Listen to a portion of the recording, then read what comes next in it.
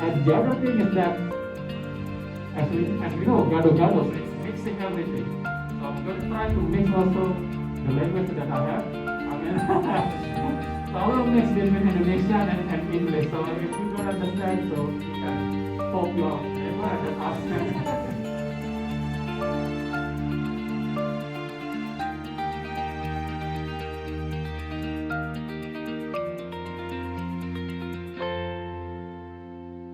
And I also have a campaign on the 2007-2009. I proposed to my university to start a program to explore the music of Indonesia as well as other countries too, but primarily Indonesia. And we started a program there. It's been about 15 years ago.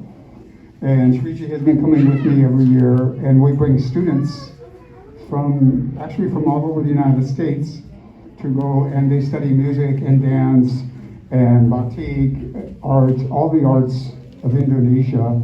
And inshallah, we'll be going again this summer if they allow us. We already have tickets to go in July.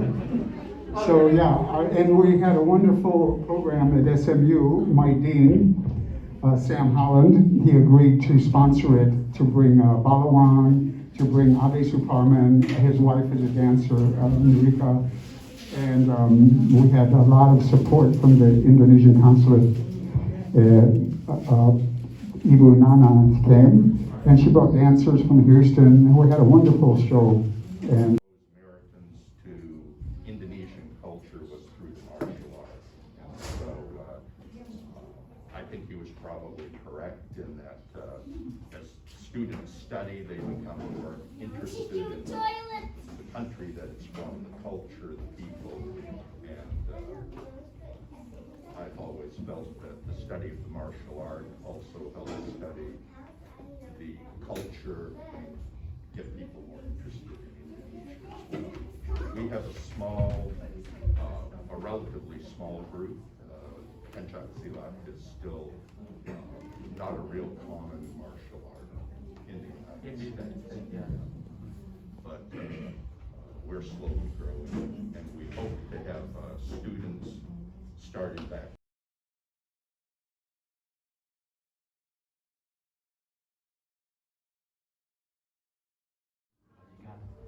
It's a real pleasure and honor for me to be here this afternoon with my wife, Erica Nindita, and our 4 kids. We represent the Indonesian Women Association, which she represents from Indonesia. For all collaborations in Houston, and also the 10 states that we cover. Ibu Eureka will be the person that you would like to work closer with regards to empowerment of women and girls.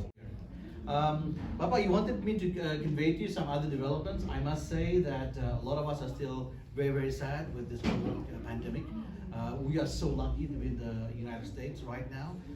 Not only are we feeling the confidence of the communities recovering and vaccines being distributed, but more than that, the air here is very, very fresh and very spacious field, and we're doing our best to actually try to respond to this. But the reality is the whole world is hurting, and I think us being in the U.S., we're extremely lucky.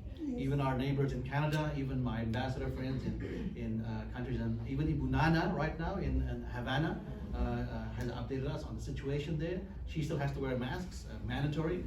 My ambassador in Suriname also is to wait to get vaccinated. Even my colleague, the Consul General in Osaka, says they haven't got their vaccine, so the treatment is still on a waiting situation. So, however, we feel in the U.S. Where we're lucky to be in a place where it's much safer compared to other parts of the world, and hence the community is even further apart. And like, I appreciate that you don't only engage Indonesians, but I think by the presence of our friends here, they can also see just how rich Indonesia is as a culture. One thing I do convey to the youth and the girls and boys of Indonesia, that, you know, when you're here in the US, you're in the superpower, the only superpower in the world. And they love us. They love us Indonesians. And if you haven't been informed, it is projected by 2050, Indonesia and the US will be 2 countries with the biggest economy in the top 5 list. But the reality is we live here together, side by side, not realizing that we're major superpowers. And the most important thing is we're both democracies. We appreciate culture. And Indonesia has Bhinneka Tunggal Ika. The US have, out of the many, one. Pluralism. And that is some philosophy that we probably take for granted. We have the Bataks here, we have the Manadanese, we have the Chinese and Indonesians, we've got the Padangs, and yet we always come together, and the Americans also have something in common. So apart from that, I cover Texas and Florida, where Elon Musk always launches rockets every week.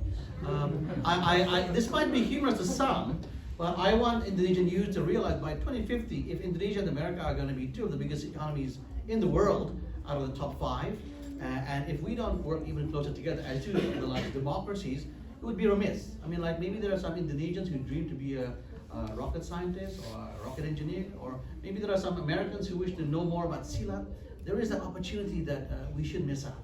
So as much as we're facing with the COVID situation, as much as it's difficult for you to travel back to Indonesia, because we want you all to be safe, but let us not forget that our next generation there, they will inherit Indonesia and America in 2050. And by then, God willing, there'll be American Indonesians, as Elon Musk says, who will be trying to chart Mars. If we're thinking that far ahead for sustainability, I hope we can find the businesses that can work together. We have a lot of surplus. We sell a lot of clothes, we sell a lot of fashion, a lot of jewelry, but I think the Indonesian women are the real engineers in the business. And that's why probably I'll give the floor to Ibu Rika, because as much as I want to remind you of the potential, I think the real movers, we can all agree here, that it's the women that really.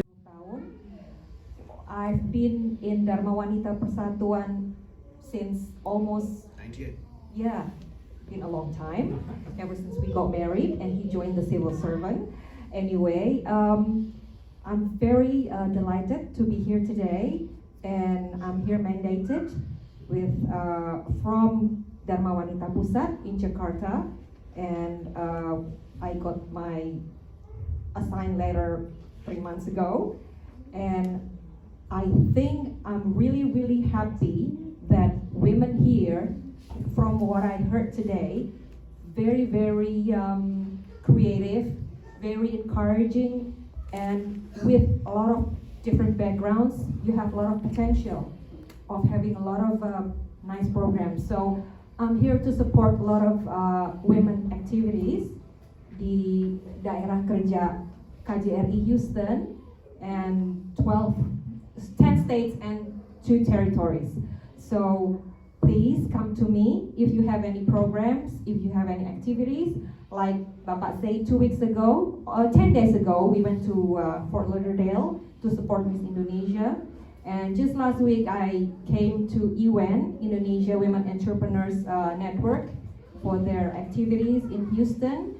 And before, I was invited also to IACC program in Houston for International Women's Day, in New Orleans, and also Atlanta, and also Orlando, Florida. So I'm really glad that I see a lot of women who are really eager to do their programs. Please come to me. I'll try my best to help. And I look forward to working with you all. Excellent.